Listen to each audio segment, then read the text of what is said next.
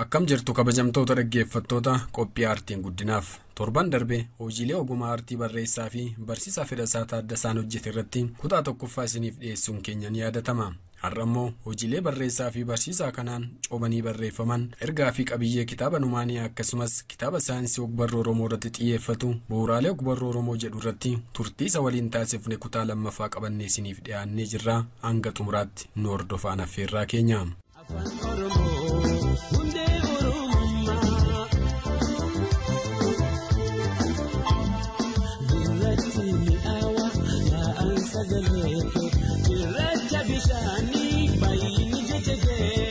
Kitaabni Numaaniyaa jedhamu bara 2007tti maxxanfamee dubbistoota bira ga'e. Kitaabni kun dubbistoota hedduunis dinqisiifannaa argachuu danda'ee jira. Kitaabichi akka jaallatamu kan taasise keessaas bara 2007 irra dhaabbatee Oromiyaa fi biyya Itoophiyaatti jijjiiramni siyaasaa guyyaa irraa mul'achaa jiru kun akka ta'u malu raaguusaati. Kitaabichis yeroo ammaa kana gara afaan Amaaraatti hiikamee gabaarra oolee jira. Haa ta'u garuu dubbistoonni hedduun waa'ee hiika maqaa kitaabichaa waan gaafataniif hiika mata duree kitaabichaa fi qabiyyeen isaa maali jennee Fedhasaa gaafannee turre.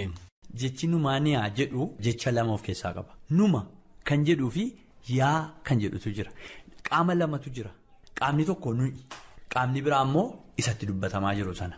Kana maaltu akkas godhe yaa jedhee gaafannaan numaan ta'e yaa jedhee deebisaaf jechuudha.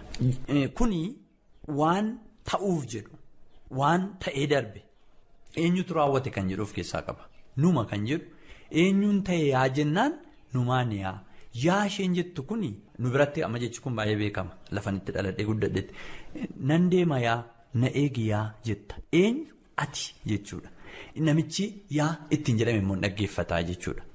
Kanaaf Numaaniyaa wanti ta'e tokko raawwatameera wanti ta'e tokko raawwatamuuf deema eenyuun raawwatama garuu numaan raawwatama ati immoo akka nuun ta'e beekii jedhee itti muukooti jechuudha. Tokko kana. Waa'ee hiika isaa duukaa wal qabatu eenyuun raawwatame kan jedhu numaan ta'e numaan raawwatame jechuudha. Jechi kun kan filatame sababa tokkoofi. Ani kitaaba kana Ormaaniyaa jedheen barreesse mata dureen isaa akkas ture. Namni biraana jalaa mata duree kana maxxanfate. Gaafa maxxanfatu nama sana rakkisuu waan hin qabneef maqaa biraa ammoo moggaasuuf barbaade. Kitaaba kana keessa jechi kun humna wal fakkaatu qabu. Ormaaniyaa Numaaniyaa jechi kun humna wal fakkaatu qabu. Kanaafuu maaliifan iddoo biraa joora jedheen addeebi'ee jecha Numaaniyaa jedhu sanaaf Ormaaniyaa jedhu sana akkuma dandeettiin isaanii yookaan paaworii isaan humni isaan achi keessatti qaba wal fakkaatu jecha sana gara tokkotti fideetan mata duree kanatti deebisee jechuudha. Tolemee gara keessoo kitaabichaatti gaafa dhufnu keessumaati qola isaarraa ta'ee haa eegallu. Kitaabichi keessattis bal'inaan kan ka'e waa'ee magaalaa Malaabuu fudhachuu ni dandeenya. Malaabuun gidduu kana jirti. Kaartaan Malaabuullee maal akka fakkaattu iddoo saddeetitti ciccittee kan isheen jirtu. Xiqqoos waa'ee kanaa nuun jetteeti. Biyyattiin kun biyya Ormaaniyaa jedhamtu ardii kana jalaa addunyaa kana keessaa dhokattee jirti. Magaalaan Malaabuu jedhamtu immoo addunyaa irratti beekamtee jirti. Kun akkamitti ta'ee kan jedhuuf biyya haaraa sana hundeessee deemuutu irra ture. Kanaaf asirratti kaartaa argina. Kaartaa Ormaaniyaa jetti jaluma isheeti iddoo saddeetitti cicciteetti kan jiru. Akkamiin ciccite kan jedhuu fi jarri naannoo ollaa jara kanaa jiraatan biyyattiin kun biyya magariisa waan ta'eef biyyattii fudhachuu barbaadu. Biyyattii fudhachuuf immoo lolaan dhufanii ennaan Ormaaniyaan humna qabuuni ofirraa deebisa. Yeroo ofirraa deebisu maaliif itti seennee isumaan isa waraannuu kan jedhu mari'atanii jechuudha. Yeroo kana itti seenaniitu xalaa nageenyaa tokko barreessaniif nu isinii wajjin nagaatti jiraachuu barbaannaa jedhanii yeroo barreessaniif namichi biyya Ormaaniyaa kana bulchuu hin fudhate. Obbo Guddaa jedhamaa hin fudhate xalaa ayandaa diigamsaa of keessa dhokfattee irra keessa nageenya godhatte kana fuudhee biyya irratti appilaayii godhe. Booda akkasittiin jedhan biyya Ormaaniyaa baay'ee bal'oodha. Bulchuu miti keessa jiraachuun iyyuu waliin isaa namaan galu kanaaf iddoo saddeetitti qoqqoonnaa jedhanii biyya Ormaaniyaa kana iddoo saddeetitti ciranii jechuudha. Yeroo ciran Malaabuu kun naannoo tokko taate. Walakkeessa biyyattiiti magaalattiin biyya biraatii namoonni dhufan achi keessa dhaqanii buufatu. Yeroo buufatan waa'ee biyya sanaa addunyaatti beeksisanii jechuudha. Waa'ee magaalaa sanaa. Kanaaf Ormaaniyaan biyya addunyaa jalaa dhokatte garuu Malaabuu magaalaan ishee guddittiin immoo biyya addunyaa irratti beekamte iddoo saddeetitti warra ciccitan keessaa Malaabuu ganda tokko yeroo taatu gandi kun wal nyaachuu jalqabe. malaabuu fi muujja wal lolanii muujjaa farmuu fi wal lolanii doobbii fi diiramu wal lolanii muudamaa fi hagamsuu wal lolan yeroo wal lolan nuyi fira miti jedhanii jechuudha nuyi waamaa walitti hin qabnu lagaan qoodaman akka jiraniin kana booda warri biyyatti koloneeffachuu barbaadan gandattii ciccitte kanarra guutummaa fudhataniitu baamsaa dhaqanii to'annoo isaanii jala galfataniitu albuuda biyyattii saamuu jalqabanii qabeenya biyya sanaa guurrachuu jalqabanii guutummaa hawaasa isheetii immoo kolonii jala galchanii eenyu dubbachuu hin danda'u beekan addunyaa kanaa Oromaaniyaa keessaa ba'a garuu addunyaa irratti beekamuu hin danda'u jechuudha eenyu biyyi kun yoo jenne dubbisaan beekuu danda'a ani garuu falaasama kootiin argannoo ardii haarawaa jedhee tan kaa'e biyyattiin amma addunyaa irratti beekamuu jalqabdeetti. Numaaniyaan kun akkan ofii koo dubbisittis ergaa isaa bal'inaan kan kaasus irra caalaa waan irra keessa jiru dhaabateetu raagaa ture. Waan raagaa tures immoo hunda jechuu karaa dandeenyu raawwatameeti kan inni jiru. Keessumaa fakkeenyaaf waa'ee magaalittii makanaa qoqqoodamtee achirra taa'anii kanneen bulchaa turan labsii yeroo muddamaatti waan wal qabatu. Ofii koo akka kanatti kan inni hiikadhe dubbistoonni mana isaaniitii kitaaba kana qaban isaanillee hiika mataa isaaniitti kennu abdii jedhuun qaba jechuudha. Carraa kanaanis immoo dhaggeeffattoonni keenya kitaaba kana bitanii warri manaa hin qabne jechuudha. Dubbisuu danda'u. Ergaa guddaa kitaabni Numaaniyaa of keessaa qabu dhandhamachuu ni danda'u jechuudha. Mee gara keessoo kitaaba kanaatti haa dhufnuuti. Mee ergaa ishee gabaabsiitti nuuf himi. Akkuma tamma jette ani waa'ee Oromiyaan barreesse. Yeroo sanatti garuu Oromiyaa jedhee yoon dubbadhe lafan jiru nan beeka waan ta'eef Ormaaniyaa jechuutu narra jira. Ormaaniyaa kan jedhu kana kan kiraafi Oromiyaatti moggaase miti ani kan hin jedhe. Kiraafi Oromaaniyaa jedhe. Oromaaniyaa jedhe yeroo gara biyya Itoophiyaa dhufu wangeela lallabuuf dhufeetu biyya Itoophiyaa keessaa uummata guddaa tokko argata. Uummati kun uummata Oromooti. Oromootti yeroo sana maqaa biraatu moggaafamee jira. Kanaaf uummatichi Oromoofiin jedha. Warri biraa warri naannoo isaatii garuu kan biraa jedhuun jedhee maqaa sana dha'a. Ani immoo maqaa biyya isaatiiyyuu biyya guddaadha biyyi kun maqaa biyya isaatiiyyuu Oromaaniyaan jedhaa jedhee diyaarii guyyuu isaa irratti barreeffateetii achirraati kan argame jechicha miti ani amma kan hin jedhaa jiru ormaan nurratti raawwate wanti nurratti ta'e kun ormi immoo maal godhee numaan nu waraane kan jedhuun fudhadhee jechuudha. Kanaaf argiteetta yoo ta'e fuula tokko kaasee maqaan kee eenyu jedhee jalqaba maqaa kana eenyutu sii baasee jedha maqaan akka inni bu'aa qabu beektaa. Maqaan kun siin immoo saba biraa ibsa. Maqaan ijoollee Oromoodhaa akkamitti geeddaramee jira argiteetta yoo ta'e. Oromoo sababa taati sababa maqaa keetiif hojii dhabaan turre sababa maqaa isaatiif namni yerootti akka har'aa kana miti yeroo hojiillee dhabatu ture jechuudha. Kanaaf kan nama dhibu bara 2015 maxxanseen kitaaba kana bara 2016 Oromiyaan iddoo 8tti qoodamte jechuudha. Atiyyuu kan amma kaastu jechuudha. Labsii yeroo muddamaatii wal qabate Oromiyaa iddoo 8tti ciranii kana hundarratti jeneraala ramadanii jechuudha. Achirra taa'anii waan saamuu qaban hunda amma dura saamanii olitti saaman. Uummata kana hunda ani dursee kitaaba kana keessatti barreesseera jechuudha. Keessumaa yerootti dhiigni ilmaan Oromoodhaa bakkee kanatti dhangala'u. Ijoolleen Oromaaniyaa kan isaan jedhaa jiran nuyi abbaa biyyaati abbaan biyyummaa keenya nuuf haa eegamu namni barbaadeyyuu immoo biyya kana keessa jiraachuu danda'a. Nuyi qooddachuu qabnaadha malee isin dhowwachuu hin qabnu jedhanii dubbatan. Kana hunda bara 2016 kaasee yookaan 2006 kaaseetu achi as yoo laaltee uummanni bakkeetti ba'ee hiriira ba'ee irratti dubbate sun hundi jira jechuudha.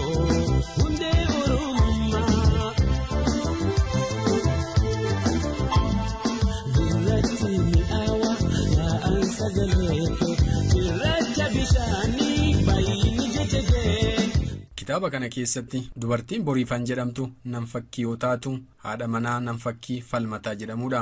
Jarri kun lamaan ilmaan lakkuu Numaaniyaa fi Ormaaniyaa jedhamu dirree qabsoo irratti godhatan. Ijoolleen lakkuu kunis Oromiyaa akka bilisoomsan haati isaanii raagaa turte. Haaluma kitaabichi bifa asoosamaan raageen qabatamaan ijoolleen lakkuun sun dachee Oromiyaa irratti dhalachuun siyaasni Oromiyaas ta'e biyya Itoophiyaa bakka irraa kana gahuu danda'e. Kanaan alattis tarkaanfiiwwan siyaasaa gurguddaa har'a raawwataa jiran kana kitaaba isaa Numaaniyaa jedhamu keessatti dursee raaguusaa dubbata barsiisaa fedhasaan. Keessumatti wanti ani baay'ee gammadu ijoolleen lakkuu lamatu dhalate. Ijoolleen kun dirree qabsoo irratti dhalatanii guddatanii jedha. Falmataa fi boriifantu godhate ijoollee kana. Boriifanii guyyaa itti addunyaa kanarraa rasaasa diinaatiin boqottu sana rasaasi qaama ishee keessattuu jiru dirree waraanaa irratti kan ishee rukutamte akka jettee dubbatte. Waan anarra jalqabe kana ijoollee koo lakkuu kanatu Numaaniyaa fi Ormaaniyaatu galmaan ga'a. Ijoolleen kun dhalatanii dhumarraa namichi ijoollee kana rukutuudhaaf dhufu akkas jedhe. Caalarras namni jedhamu as keessa jira. Yeroon gaditti ba'ee isatti dhukaasuudhaaf itti qiyyaafadhu akkas jedheedha. Nan ajjeesin dhugaa jiruun sitti himaa. Ormaaniyaa kan galaafate nuyi. Ormaaniyaa kan diige nuyi. Ormi maal nu godhe nuyi. Numaaniyaa Ormaaniyaan kan isheen alagaa harkatti kufte jedhee dubbateetu na ajjeesi. Yooti na ajjeesuu baatte waan nunan dhiisu jennaan lakkisin ajjeesu ani si ajjeesee maaliifan seenaa balleessa jedheen meeshaa koo gadi deebise jedha caalarra asirratti jechuudha. Isa booda lakki ani uummata kanarratti balaa guddaa kan geessise ana jedhee harka isaatiin of galaafateedha. Egaa hawaasa kanarratti uummata kanarratti namni daba hojjetu dhumarraa harka isaatiin of galaafachuuf akka jiru ijoolleen lamman sun garuu dhalataniiru. Ijoolleen lamman sun qabsoo sattaan oofuu akka isaan ka'an kitaabni kun bara 2015 raajee lafa kaa'e 2016 kaasee ijoolleen lamman sun hin dhalatanii jechuudha. Har'a Oromiyaa keessatti ijoolleen lakkuu sun achi ba'anii isa kitaabni kun jedhu namoonni abaluu lakkuudha jedhanii namoota qabsoo uummata Oromoo kana finiinsuu keessatti qeerroo hirkaa namoota ulee fuudhanii dhimma keenya bakka sanaan ga'an irratti hojii guddaa namoota hojjetan namoonni sun dhalatanii argee jechuudha.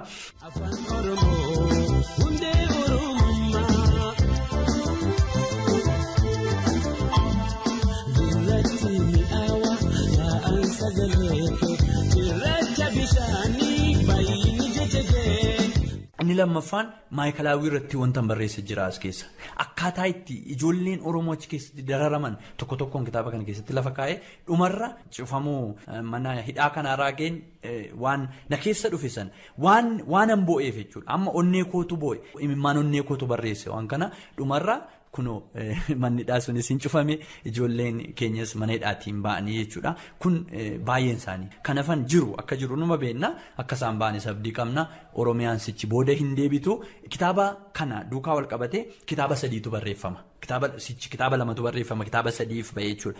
Numaaniyaa kan jedhu jira. Sumaaniyaa kan jedhu jira. Isaaniyaadhaan xumurama jechuudha.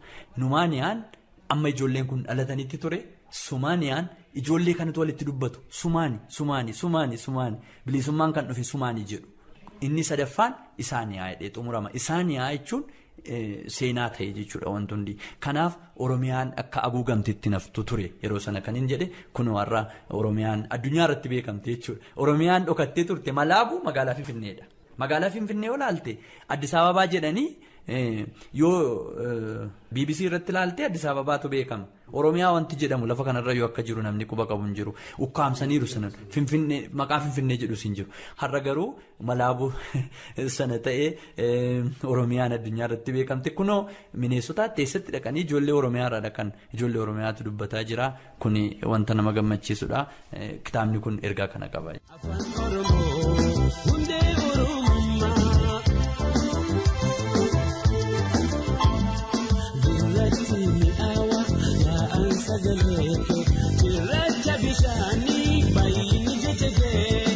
Kitaaba kana keessa fuula tokko tokkoon raawwate wanti barreeffame. Fuula tokko tokkoon fuulli tokkoffaa jalqabuma qola isaarraa ka'e. Oromiyaa iddoo 8tti qoodamte sun hundi raawwate fuula tokkorraa ka'e fuula 2 fuula 3 fuula 4 fuula 5 jedhaa adeeme hamma har'aatti jechuudha. Ijoolleen sun dhumarra dhalatanii raawwiin sun itti fufee addunyaan hoo jedhe as baheedha. Kan si ajaa'ibutu maa'inni kitaaba kana keessatti mootummoota gamtoomantu seekuriitii erganii hin qoratu jedha biyyicha. In ta'e kun dhufaniiru kunoo FBI dhufee sun hundirra ta'ee tarii wanti hafu yoo jiraate dhaddachaa addunyaatti dhiyaachuu isaanii tafa. Warri daba sana hunda raawwatan dhumarra jedhee xumura dhaddachaa addunyaatti dhiyaatanii anillee jedha caalarras dhaqeetan yeroo manni murtii addunyaa sun seera isaanitti muru taa'een dhaggeeffadhaa jedha. Kana booda Ormaaniyaadhaaf lafatu ife jedheetan gara biyyaatti deebi'a jedha waan ta'eef tarii wanti nu hafu yoo jiraate ishee kana qofa. Ijoolleen Oromoo biyya biraatti godaanan galuu jalqabanii jiru. Ijoolleen Ormaaniyaa abbaa biyyummaa isaanii mirkaneeffachuun kunoo harka isaaniitti kan inni jiru. Amma wanti hafu yakkamtoonni sun warri dhiiga ilmaan Oromoo dhangalaasan warri lafee ilmaan Oromoo caccabsanii nyaatan kun yeroo isaanitti dhaddachaa addunyaatti dhiyaatan dhiyoodha jechuudha. Isa qofa tafa malee guutummaan kitaabicha raawwateera. Kan immoo ati dubbistee argiteetta namoonni illee dubbisaa jiru akka isaan dubbisanii nafeera.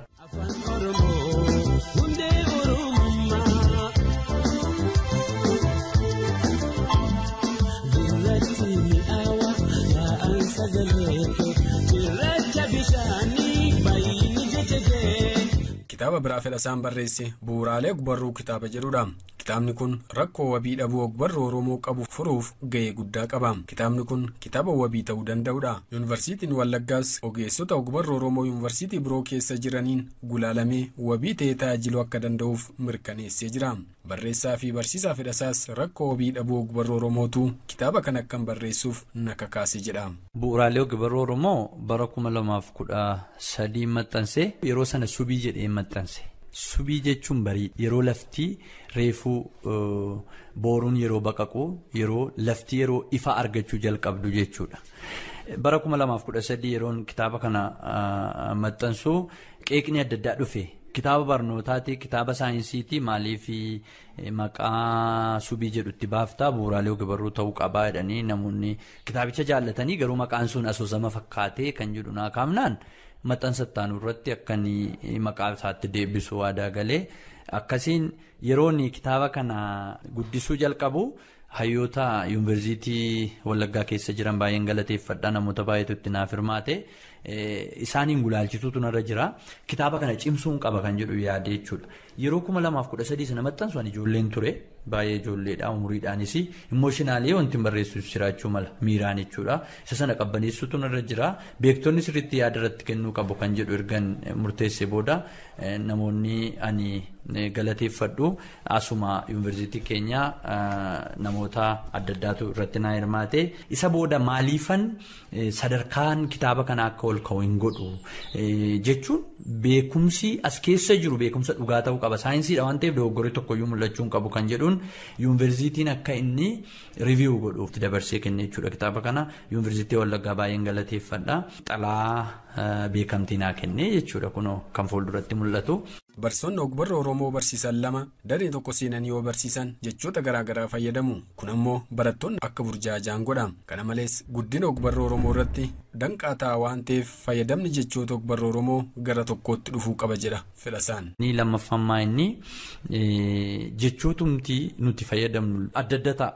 Barsiisaan lama kutaa tokko mata duree koorsii kanaa wal fakkaatu fudhatee yoo galee. Jechoota adda addaa lama fudhatee seena sun immoo barattoonni akka isaan tabjajjaan godha yookaan konfiyuuzii akka isaan ta'an godha jechuudha.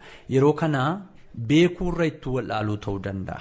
Kanaaf maal gochuun qaba jedhee yaadee waa'ee ogbarruu Oromoo kana namni waan dubbisu argachuu qaba kan jedhuuf halkanii guyyaan barreessee jechuudha. Lammaffaa immoo jechootuma kanallee yoo xinnaate giddugaleessaan yuunivarsiitonni kolleejjiin adda addaa akka itti fayyadamuuf jechoota funaanee asirra kaa'utu narra ture. Kanaaf isa kanarratti nan xiyyeeffadhe keessumaa ogbarruun Oromoo gosa gurguddoo lamatu jiru. Ogbarruu afoolaa fi ogbarruu barreeffamaati kanneen kitaaba kana keessatti amma naa danda'ame jecha hayyotaa wal qabsiisee waan hin baradhe bu'uureffadhe kana lafa kaa'ee jechuudha. Inni biraan namoonni afoola qorachuu barbaadan akka isaan hin rakkanneef gosoota afoolaa amma danda'ametti karaa saayinsawaa ta'een gosa afoolaa kan Oromoollee qoqqooduuf yaaleera jechuudha. Amma yeroo kitaabni kun bahutti gosa afoolaa namni karaa sirrii ta'e lafa kaa'een jiru. Aadaaf turizimiin kan isaan guuranii lafa kaa'an gosa addan baasu jechuudha. Seeneffamaa afoolaa, walaloo afoolaa fi qareeyyii afoolaa jennee iddoo sadiitti qoonnee kaa'uu dandeenya. Gosoonni afoolaa hunduu kana jala seenuu danda'u jechuudha. Kan bakkeetti hafuun jiru kanallee qoqqooddii seera qabeessa ta'e tokko lafa kaa'uuf yaaleera. Inni biraan ogbarruu barreeffamaati. Ogbarruu barreeffamaa asoosama walaloo fi diraamaadha. Barreessuudhumaaf namni tokko maalitti xiyyeeffachuu qaba kan jedhu sanarratti. Egaa akkuma waliigalaatti namni mana barumsaattis ta'e mana isaa keessattis kitaaba kana yoo argate ogbarruun Oromoo maal akka ta'e sirriitti beekuu danda'a. Kanaaf bu'aa buuseera jedhee yaada. Kolleejjiin itti fayyadamaa jira, yuunivarsiitiin itti fayyadamaa jira, manni barumsaa itti fayyadamaa jira. Garuu rakkinni mudata jedhee ani yaadu ammallee hammi maxxanfamee uummata bira ga'uudhaaf haalli jiru xiqqoo ulfaataa ta'urraa kan ka'e iddoo hunda qaqqabeera jechuu hin danda'u. Garuu namoonni itti fayyadamaa jiraachuun isaanii ogbarruu kana gara kallattii tokkotti fida kan jedhu abdadha. Baay'inni kitaaba afaan Oromoo maxxanfamaa jiranii fooyyee qaba. Haa ta'u garuu qulqullina irratti hanqina guddaa qaba. Qulqullina dhabuun ogbarra Oromoo kun kitaabni afaan Oromoo akka jibbamuu fi gabaa keessa akka ba'u taasisaa jira. Rakkoo kana kan furuu danda'u silaa waldaa barreessitoota Oromoo ture. Haa ta'u garuu waldichi ga'ee isaa baachaa hin jiru jedha fedhasaan. Kitaabni barreeffamaa jira. Garuu gulaaluudhaan yeroo wal qabatu wanti wal qabatu hanqinni akka jiru argaa jirra. Tarii anis immoo nan gulaalaa yeroon gulaalu kana baay'ina yerootiif akkasiif yoo waa bira darbe gaarii hin ta'u. Nan gulaala taana nan gulaala. Kitaaba baay'ee gulaaleera namma ijoollee baay'ee duuba deebiseera. Amma isaan baay'ee deemanii kitaaba isaanii bilcheeffatanii baafachuu qaban baay'ee hojjedhee jira amma hin danda'e. Garuu naafa namni dhuunfaan kophaa isaa hojjetee wanti inni gochuu danda'u hin jiru. Dhaabbatii wayii jiraachuu qaba kan kitaaba kanarratti hojjetu. Fakkeenyaaf waldaa barreessitoota Oromoo. Waldaan barreessitoota Oromoo maal hojjechaa jiramu? Maalirra jiru? Kitaaba meeqa gulaalanii baasan? Kitaaba nama meeqa bira dhaabbatan dhimma kanaa wal qabsiisanii? Ati kophaa kee yerootii kitaaba tokko lama gulaaltu waldaan immoo hammam gulaaluu danda'a jettee ilaaluu dandeessa. Kanaaf kitaabni Oromoodhaa gulaallii duukaa wal qabatu hanqina guddaatu jira. Yoo tarii waldaan barreessitootaa dhimma kanarratti itti gaafatamummaa fudhateen hojjetu ta'e waldaan biraa haa hundaa'u. Waldaan maal godhu? Waldaan ogeessa afaanii qabu. Waldaan ogeessa ogbarruu qabu. Waldaan ogeessa aadaa qabu. Dhaabbanni tokko giddu galeessatti dhaabbatee egaa namni kitaaba maxxanfachuu barbaade siistema sana keessa akka inni dabarsu goota.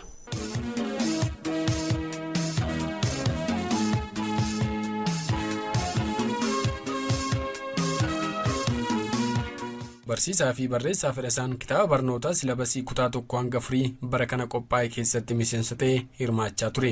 Kitaabichi rakkoo qubeessuu barattootaa sirriitti furuu akka danda'u dubbata. Kan kutaa 2 kutaa 1 keessatti hirmaadhe kutaa 2 nan qopheesse kutaa 1 nan gulaalee kutaa 3-4 ilaaleera. Keessi isaa kitaabni sun keessi ijoolleen afaan Oromoo itti dhalatan akkamiin barreessuuf dubbisuu sirriitti akka isaan danda'an kutaa 1 kaasee kan gargaarudha. Kutaa 1tti ijoolleen jecha sirriitti barreessuu danda'u. Kutaa 2tti isa xumuraa dogoggorri tokko utuu hin uumamin jecha barreessuu danda'u.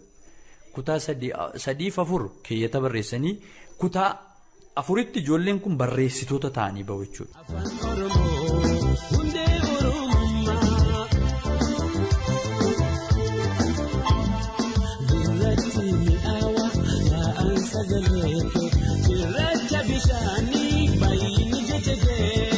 Abbootiin qabeenyaas ta'ee mootummaan barreessitoota ogbarruu Oromoo deeggaruu akka qaban dhaammata. Barsiisaa fi barreessaa Fedhasaa Taaddasaan. Maal iyya naa dabarsitu iyya iyya dabarsiseedhaan beektaa gaafa bokkaan caamu.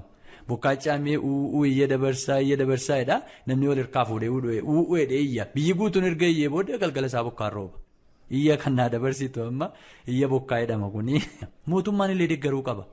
Seektoroonni mootummaa maal qaba yoo barreessitoota naannoo isaanii deeggaran gaafa hawaasni biraa fiilmii qabatee dhufu birriin kuma meeqa seektarii tokko akka inni baasu ani quban qaba nan beeka. Yuunivarsiitiin meeqa qarshii 100 meeqa akka inni kennu nan beeka. Amma 40,000 50,000 60,000 kan kennan akka jiran barreessitoota yoo deeggarre maal qaba? Yoo deeggaran maal qaba?